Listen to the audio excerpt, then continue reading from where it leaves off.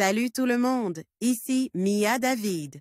Bienvenue sur ma chaîne dédiée aux vacances et aux voyages. Si vous adorez découvrir de nouveaux horizons et trouver des idées pour vos prochaines aventures, pensez à vous abonner. C'est parti! Bonjour à tous. Dans cette vidéo, je vais vous emmener à la découverte de 10 pays dans le monde qui ont fait le choix audacieux de ne pas avoir des armées. Vous allez découvrir comment ces nations assurent leur sécurité, quelles sont les raisons derrière cette décision et comment elles fonctionnent au quotidien sans force militaire. Restez avec moi pour explorer ces exemples fascinants de paix et de diplomatie.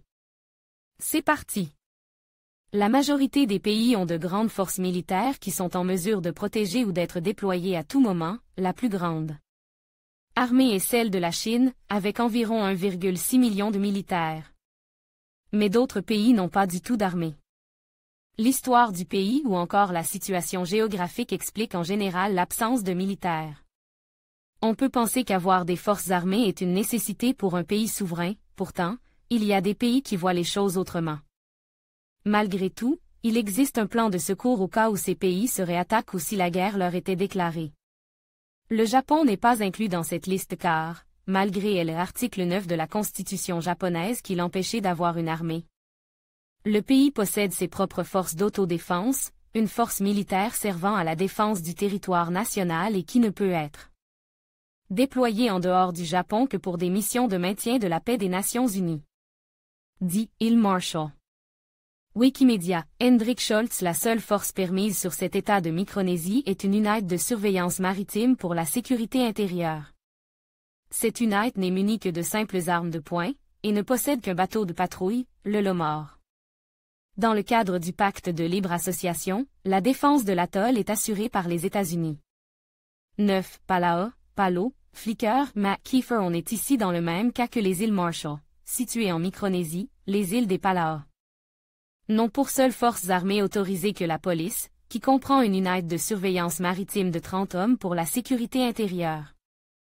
Équipée d'armes légères et d'un bateau Pacific Class Patrol Boat, le PSS President H. I. Romelik, cette unité ne peut pas assurer la défense du pays en cas d'attaque armée.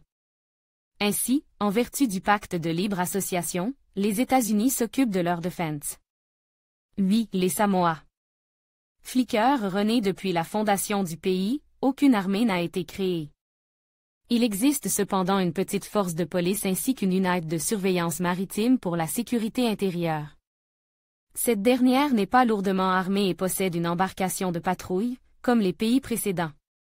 Conformément à un pacte de 1962, la Nouvelle-Zélande a la responsabilité de la défense des îles Samoa. 7. Les Tuvalu. Flicker. Stéphane Lin. Ce pays qui ne compte que 12 000 habitants environ n'a pas d'armée. On est dans le même cas que les pays précédents avec une force policière infime et un bateau de patrouille maritime. 6. Le Vatican. Flicker. NKC Photo. La sécurité du Vatican est assurée par la garde suisse pontificale, constituée de 110 gardes, qui est une unité appartenant au Saint-Siège, et non à la cité du Vatican. Il n'y a pas accord de défense avec l'Italie, car cela violerait la neutralité du Vatican, mais de façon informelle l'armée italienne protégeait la cité du Vatican. La garde palatine et la garde noble ont été abolies en 1970. 5. Nauru. Wikimedia. L'Australie a charge de défendre Nauru selon accord officieux, via des liens forts, entre les deux pays. Cependant, ce petit État insulaire d'Océanie possède une police armée relativement importante et une police d'appoint pour la sécurité intérieure. 4. Les îles Salomon. Flicker. U. Pacific Command. Ce pays situé proche de la Papouasie-Nouvelle-Guinée détenait une force paramilitaire jusqu'à ce qu'un lourd conflit ethnique survienne entre 1998 et 2006 et dans lequel l'Australie, la Nouvelle-Zélande et d'autres pays du Pacifique sont intervenus pour rétablir l'ordre. On y trouve cependant une large force de police et une unité de police maritime munie de 2 bateaux de patrouille. La sécurité des îles Salomon est assurée par la RAMSI, Regional Assistance Mission to Solomon Islands. 3. Liechtenstein. Photopédia. Gerhard Susté. Le petit pays a aboli son armée en 1868 car il la jugeait trop coûteuse. Une mobilisation des citoyens majeurs âgés de moins de 60 ans est possible seulement en temps de guerre. Cette situation ne s'est jamais produite. La principauté du Liechtenstein emploie tout de même une unité spécialisée pour maintenir la sécurité et la loi à l'intérieur de son territoire. 2. Grenade.